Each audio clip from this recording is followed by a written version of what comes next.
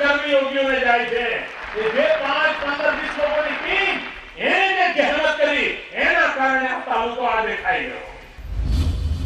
એક એવી ટીમ જ્યાં મહાનગરપાલિકા, નગરપાલિકા, તાલુકા સરકારથી લઈને છેક પંચાયતો પણ પોતાનો વહીવટ પોતે સંભાળે છે અને આ વહીવટ દ્વારા ઓછામાં ઓછા સમયમાં વધારેમાં વધારે લોકો સુધી પહોંચવાનું હતું. એટલે જ છેક તાલુકાઓ અને ગામડાઓ સુધી આધુનિક ટેકનોલોજી પહોંચાડવામાં આવી.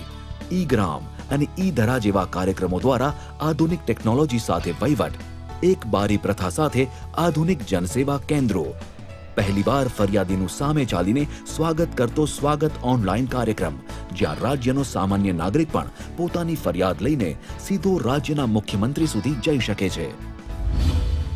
ગ્રામસભા, સમરસ ગ્રામ, નિર્મલ ગ્રામ, તીર્થ ગ્રામ, સંપૂર્ણ સ્વચ્છતા અભિયાન, સામૂહિક ગોબર ગેસ પ્લાન્ટ જેવા અનેક નવીન અભિગમોથી બની રહ્યો છે એક ખુશહાલ ગ્રામ્ય સમાજ, જેની આગેવાન આપણી ગ્રામ પંચાયતોએ સતત સક્રિય રહીને ગ્રામ્ય વિકાસને વધુને વધુ તંદુરસ્ત સ્પર્ધા પૂરી પાડી છે.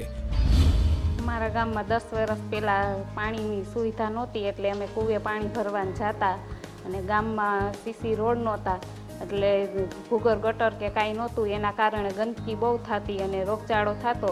અમારા ગામમાં કોઈ દિવસ ચૂંટણી નથી થતી, એના કારણે અમને સમરસ ગામનો એવોર્ડ મળેલ છે. અમારા ગામમાં છેલ્લા 5 વર્ષથી આ પોલીસ કેસ પણ થયેલો નથી, એ માટે અમને તીરથ ગામનો એવોર્ડ મળેલ છે. ઘરે ઘરે ભૂગર ગટર છે, એના માટે અમને નિર્મળ ગામનો એવોર્ડ પણ મળેલ છે. વંચિતોના વિકાસને વરેલી આ સરકાર પછાત અને નબળા વર્ગોનું સતત સશક્તિકરણ કરતી આવી છે. ગરીબોને ગરીબ ના રહેવા દેવાની જીદ સાથે ગામે ગામ અને શહેરે શહેરે ઉપડ્યા ગરીબ કલ્યાણ મેળા. ગરીબ કલ્યાણ મેળા દ્વારા 10,000 કરોડથી વધુ રકમની સહાય સીધી 60 લાખથી વધુ લોકોના હાથમાં પહોંચાડી. પણ ટીમ વગર તો આ પણ શક્ય નહોતું.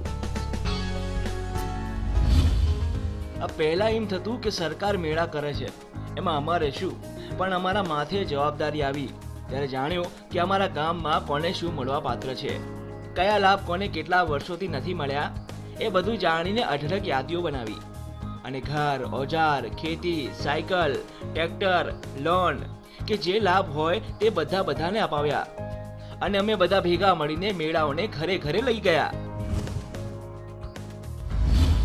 શાસન વ્યવસ્થાના ઇતિહાસમાં કદાચ પહેલી વાર લોકો અને અધિકારીઓ સીધા જ એકબીજાને મળ્યા અને આમ વચેટિયા પ્રથા નાબૂદ કરી.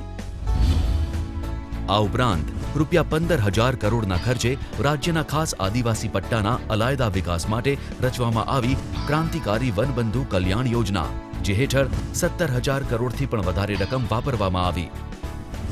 વિકાસની મુખ્ય ધારાથી દૂર વસેલા સાગર કાંઠાના ગામોને સમર્પિત થઈ ₹11,000 કરોડના ખર્ચે બનેલી સાગર ખેડૂ સર્વાંગી વિકાસ યોજના તેમજ શહેરના ગરીબોના કલ્યાણ અર્થે ₹13,000 કરોડના ખર્ચે શરૂ કરવામાં આવી શહેરી ગરીબ સમૃદ્ધિ યોજના. આ ત્રણેય યોજનાઓએ અસંખ્ય તાલીમ કાર્યક્રમો અને વિકાસ યોજનાઓ દ્વારા હજારો ગામડાઓને મહિનાઓમાં જ પગભર બનાવ્યા અને જે પરિણામો મળ્યા તે દેશ અને દુનિયાની નજર સામે છે. થોડા વર્ષો પહેલા ગુજરાતનું નામ પણ નહીં જાણતા હોય તેવા દેશો આજે વાઇબ્રન્ટ સમિટ્સ દ્વારા કરોડો રૂપિયાના મૂડીરોકાણો સામે ચાલીને કરી જાય છે. તેના દ્વારા જ તો રાજ્યમાં આજે ઉદ્યોગો, વ્યાપાર, રોજગાર ધમધમાટ છે. આજે ગુજરાત સતત 8 વર્ષથી દેશમાં સૌથી વધારે રોજગાર ધરાવતું રાજ્ય બન્યું છે. આજે ગુજરાત દેશનું પેટ્રો કેપિટલ અને ડાયમંડ કેપિટલ બન્યું છે. ગુજરાત દેશનો સૌથી મોટો સોલાર પાર્ક ધરાવે છે. આજે ગુજરાત ધરાવે છે 1,04,500 કિલોમીટર લાંબુ રસ્તા માળખું. આજે રાજ્યના 99% વિસ્તારો રસ્તા જોડાણો ધરાવે છે. છેક અંતરિયાળ વિસ્તારો સુધી કરવામાં આવ્યા છે 12માસી રસ્તા જોડાણો.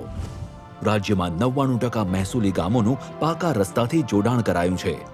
આજે ગુજરાતમાં દરેક રસ્તા વિકાસના રસ્તા છે. દરેક યોજના પરિવર્તનની યોજનાઓ છે.